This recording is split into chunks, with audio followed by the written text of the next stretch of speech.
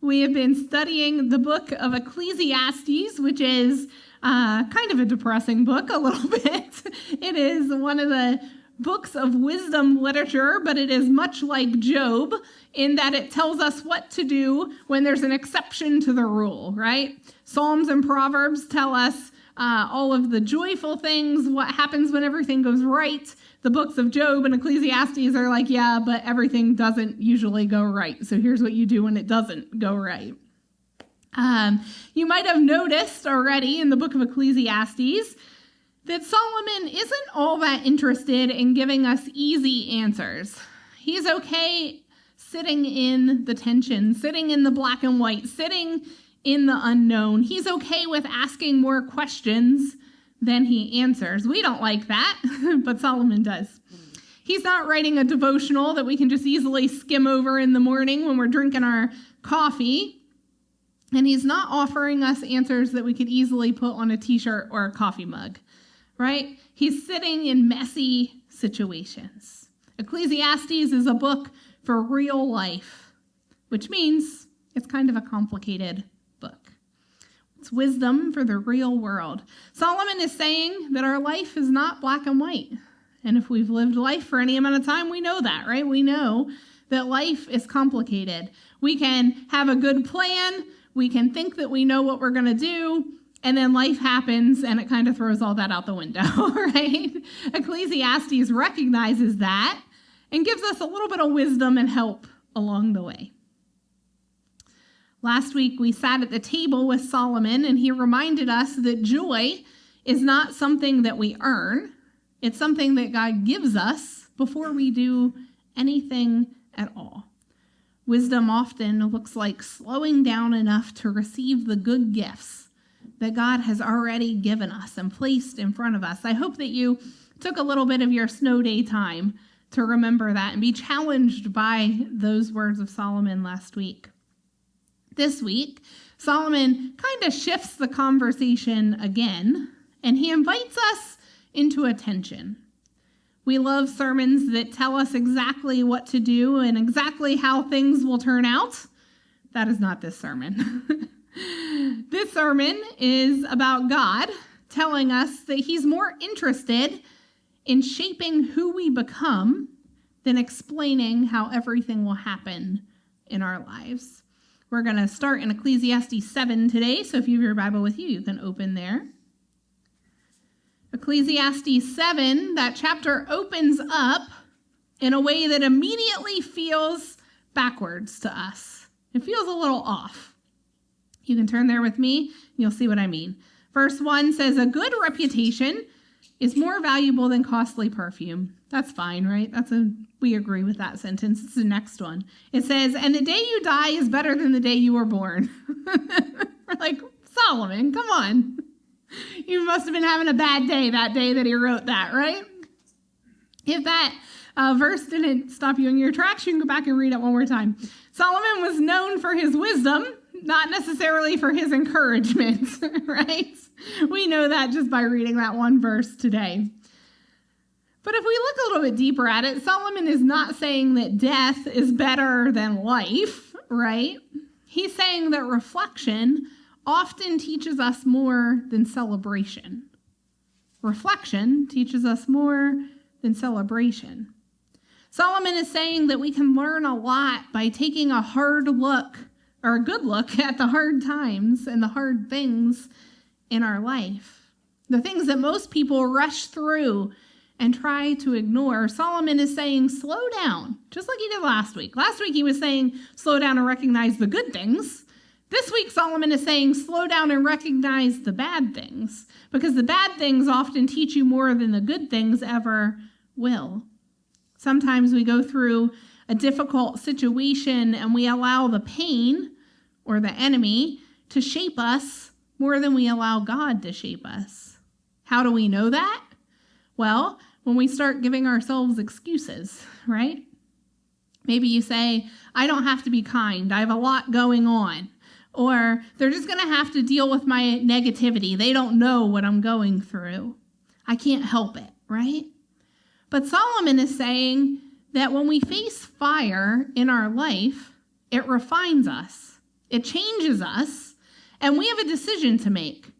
Are we going to let those fires in our life change us to look more like Jesus? Or are we going to let the fires in our life change us to look more like the sinful things in the world around us? We get to choose, right? We get to choose how the fire will shape us. We don't get to choose if we walk through the fire. That's inevitable. But we get to choose how the fire refines us and shapes us. We prefer wisdom that feels encouraging, though, right? This isn't the wisdom we look for in the Bible. This isn't the one that you find on the coffee mugs in the store, right? Because this is the hard wisdom. Solomon offers us wisdom that feels really, really honest. Solomon keeps going in verse 2. He says, it's better to spend your time at funerals than at parties. After all, everyone dies. Super encouraging from Solomon this morning. So the living should take this to heart. Now let's be clear. Solomon is not anti-joy or anti-party. We said last week that Solomon reminded us that joy was a gift from God, a gift that we don't have to earn. But Solomon reminds us that suffering often wakes us up to what's important, while comfort can lull us into paying attention to the wrong things. Since Solomon is using funerals, let me use funerals to give you a better picture of what Solomon is saying in this verse. A couple of days before someone passes away and a couple of days after they pass, your priorities change, right? I'm sure we've all lost someone in our life, and we can think back to that time and recognize that our priorities instantly shift when something like that happens. A couple of weeks ago, when my grandma was in the hospital, I got a phone call on Sunday morning. It's not an every Sunday morning thing that I would call Kim and be like, hey, I'm not coming to church today. But when things like that happen, our priorities automatically shift and different things become important, right? People become more important than all of our other priorities. We don't care as much if our house is clean or if the laundry's done, right? We instantly care about the important things in life. Solomon is telling us that the hard times in our life bring balance. They balance us out. They realign us to the important things in life. We can't stay at that extreme either, right? But it realigns us. It brings us from over here, over to here, so that when we return, we get back to the middle. That's what pain does. Maybe you're thinking, yeah, people are important, but I still have to go to work, and I still have to do the laundry, and the dishes still need done. Well, that's the tension that Solomon is talking about in the book of Ecclesiastes. We want wisdom without pain. We want growth without the discomfort. We want answers without waiting, don't we? But that's not how life works. Real life and the book of Ecclesiastes refuse to cooperate with our expectations. They don't care what we want. They don't care what we think. They don't care what plans we've made. As we move further into chapter 7, Solomon says something in verse 16 that feels almost a little bit dangerous if taken out of context. It says, so don't be too good or too wise. Why destroy yourself? I think Solomon was probably having a bad day. I don't know what was going on in his life when he was writing chapter 7, but it was something bad. But when we look at this, Solomon is not encouraging us to be bad or to be unwise. We can look at the rest of his writing and the rest of the Bible and see that. But he's telling us not to turn into an arrogant church person. That's basically what he's saying here. 1,000 years later, the Apostle Paul taught the church of Corinth the same wisdom that Solomon is teaching us here in Ecclesiastes 7. In 1 Corinthians 13:2, it says, if I have the gift of prophecy, and if I understood all of God's secret plans and possessed all the knowledge, if I had such faith that I could move mountains but didn't love others, I would be nothing. We can have all the things, do all the things, be all the things, but if we don't love other people, it doesn't mean anything. Paul and Solomon are both challenging believers who think that if we do everything right, everything is going to turn out right. Right? That's what they're saying. They're warning us that that temptation to think that leads us to judge other people. It leads us to be disappointed with God, and mostly it just leads us to be exhausted. Right after Solomon says, don't be too good or too wise, almost in the same breath in verse 17, Solomon says, on the other hand, don't be too wicked either. He's like, guys, don't go too far, right? Don't be too wicked either. Don't be a fool. Why die before your time? It's better to live. It's better to die. It's better to be wise. It's better to be a fool. Come on, Solomon, right? He can't even make up his mind in this passage. Solomon isn't trying to confuse us or be contrary. He's telling us that wisdom lives somewhere between the extremes. Wisdom isn't on this side or on this side. It's somewhere in the middle. Wisdom lives somewhere between breaking all the rules just to break them and following all of the rules to the point that we judge anyone who doesn't live their life exactly the way that we do. That space in the middle is a space of humility and discernment, and it's uncomfortable. It's not a comfortable place to be. Tension requires patience and discernment. Tension requires grace with ourselves and grace with other people. Tension requires us to admit that we don't see the whole picture and we don't know everything that's going on. By the time we get to Ecclesiastes 8, Solomon turns his attention to authority and power and injustice. Solomon's just naming all of the things in the world that are meaningless that he just doesn't even care about anymore, right? That's where he's at in this verse. But he observes that rulers who abuse their power, and that he observes that there are rulers who abuse their power, and there are systems in the world that are unfair. He observes that that things don't always turn out the right way, that sometimes bad things happen to good people, and sometimes good things happen to bad people, and he doesn't know why. And he asks the question that we often ask today: what do we do when people in our life, when other people aren't holding that tension well? What do we do when we have to honor a parent who isn't following God? What do we do when we have a boss that wants us to cheat or lie? What do we do when we have a spouse that doesn't see moral things in the same moral way that we do? What do we do when we have a government that's really bad at living in the middle? What do we do when we have a God that isn't answering prayers in the way that we would want them answered? When our prayers feel delayed or unfair? If that resonates with you, I would encourage you to read the whole chapter of Ecclesiastes 8 this week. But I want to read just a couple of verses in 14 and 15 today. Chapter 8 is Solomon saying, we don't know what's going to happen in our life. We don't know when we're going to die. There are evil kings, and we can't do anything about it.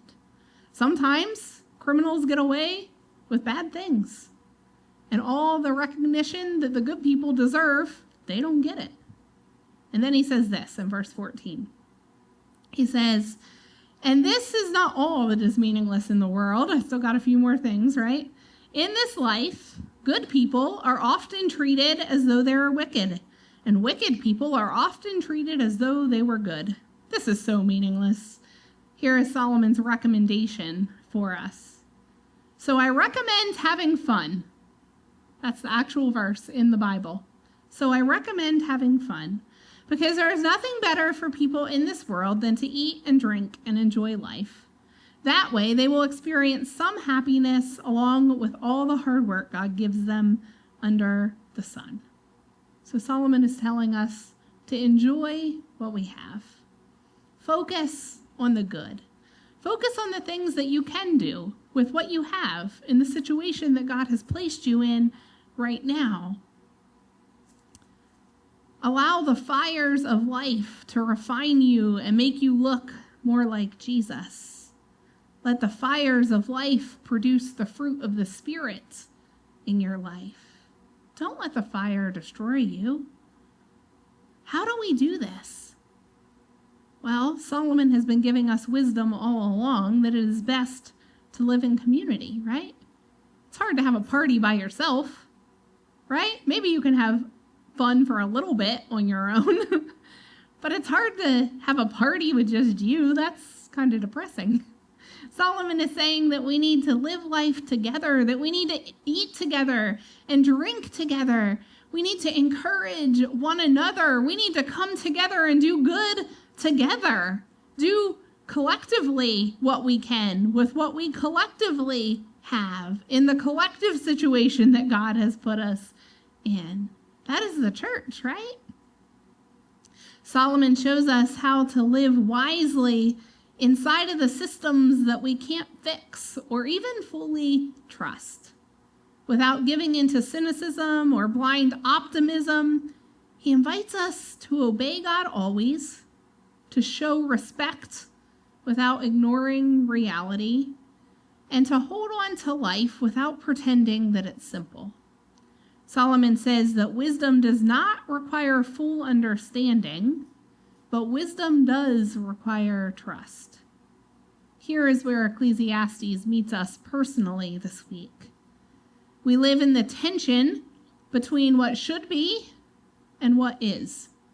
Do you feel that tension in your life between what should be and what is actually happening?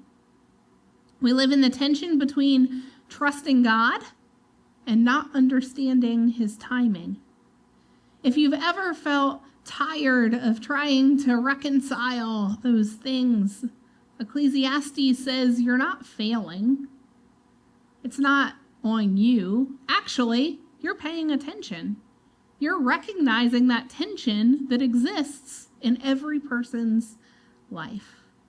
Solomon says that wisdom is learning how to fear God, not because everything makes sense, but because God is with us even when life doesn't make sense. Think about driving in the fog for a minute. Have you ever driven in the fog? What do you do when it gets super foggy? Do you just slam on your brakes and stop and just sit there until the fog passes? Not usually, right? No, usually you slow down. You focus on what's in front of you. You use the lines on the road that you can see. Maybe you turn your fog lights on in your car if you have fog lights. You use what you have in the situation that you're in to slowly keep moving forward until you get to the destination that you were trying to get to. You don't get more reckless, hopefully. Hopefully you get more attentive, right? Because there's fog. There's something else in your environment now that you need to pay attention to. You don't say, I'm just going to hit the gas because the police are just going to have to understand that if I hit that tree, they're going to have to understand that there was fog out here, right? That's not what we do. We slow down and we pay attention. That is wisdom in a complicated world. That's the tension that Solomon is talking about. It's not certainty, it's not control, but it's faithfully moving forward with the resources that we have right now, even when we don't have the visibility that we would prefer, right?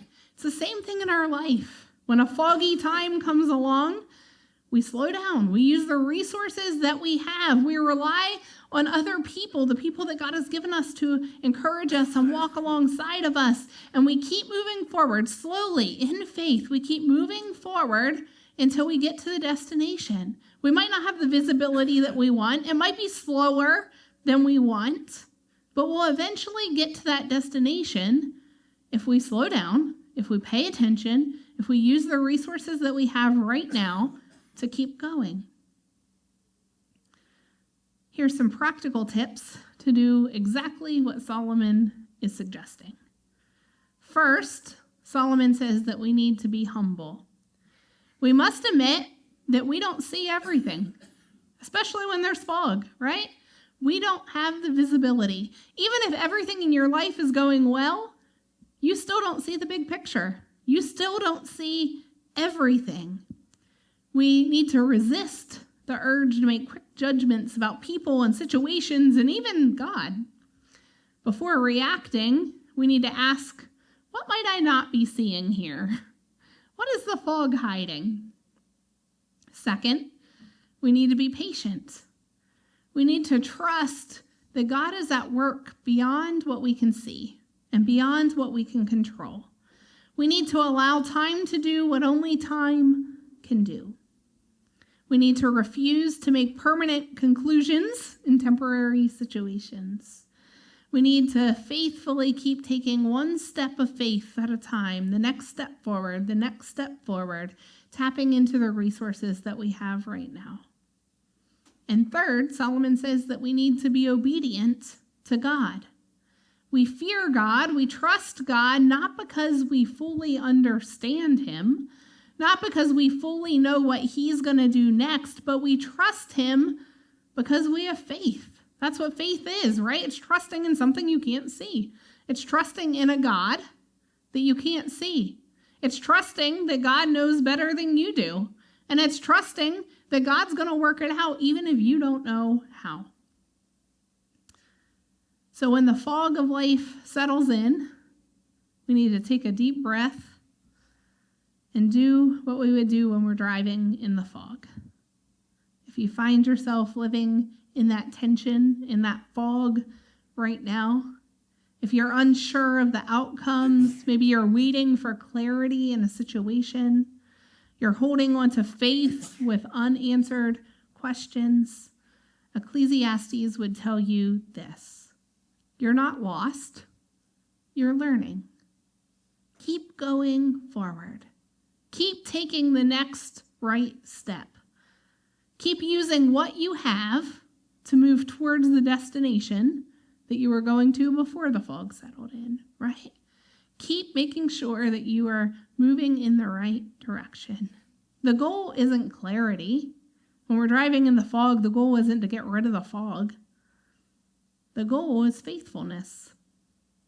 Wisdom doesn't eliminate the tension that we feel in life, but it teaches us how to live faithfully inside of that tension. As Emily comes back up this morning, I want to ask you a question this morning. Maybe you feel like you've been doing all of the right things, and you still feel like things are going wrong, right? You feel like you've done all of the things that you need to do, all of the things that God has told you to do, but the outcomes aren't what you expected. They don't look like what you anticipated them to look like. Ecclesiastes says, don't quit. Don't let your heart get hard. Don't rush to conclusions, but stay faithful in the fog. Stay faithful in the fog. And as those fires come and as you walk through difficult things, remember that you have the opportunity to decide whether they're going to shape you to be more like Jesus or whether they're going to just melt you to ashes, the ashes that are the things of this world. They're going to make you more critical and more negative and more cynical of the people and the things around you. I would encourage you this morning to just let God speak to your heart as we sing this last song. Maybe there's a fire in your life right now that is noticeable. You know you're walking through it. It's a big thing.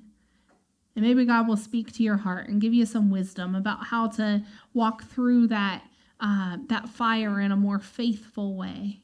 But there might be some fires in your life that you don't quite notice yet. Maybe they're just little smoldering things off to the side, and you're just so focused on doing whatever you're doing that you don't even notice those little smoldery fires going on. And God is saying, let's take care of some of those things so they don't become big fires, right? So they don't become big things in your life. Let's take care of them now. Maybe that's what God's speaking to you this morning. So as you sing this last song, be sensitive to the Holy Spirit. Be sensitive to God's voice in your life. Let him speak to you and give you just a nudge in your spirit, a nudge in your mind of what you need to do this week to allow those fires to refine you to look more like Jesus and less like the world. If you'd like me to pray with you this morning, I'd be happy to do that as well. Let's sing.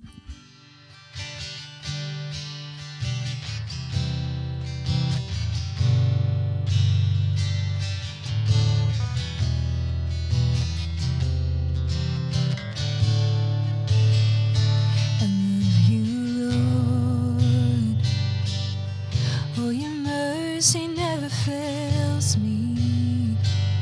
All my days I've been held in your hands. From the moment that I wake up until I lay my head, oh, I will sing of the goodness of God. 'Cause all my life you have been faithful, and all my life you have been so, so good. With every breath that I am able, oh, I will sing of the goodness of God. I love your voice. You have led me through the fire in darkest nights. You are close like no other. I've known you as a father. I've known you as a friend. And I have lived in the goodness of God. 'Cause all my life you have been faithful, and all my life you have been so, so good. With every breath that I am able, oh, I will sing of the goodness of God. Your goodness is running after me. Your goodness is running after me. With my life laid down, I'm surrendered now. I give you everything. Your goodness is running after me. 'Cause all my life you have been faithful, and all my life you have been so, so good. With every breath that I am able, oh, I will sing of the goodness of God. I will sing of the goodness of God. I will sing of the goodness of God.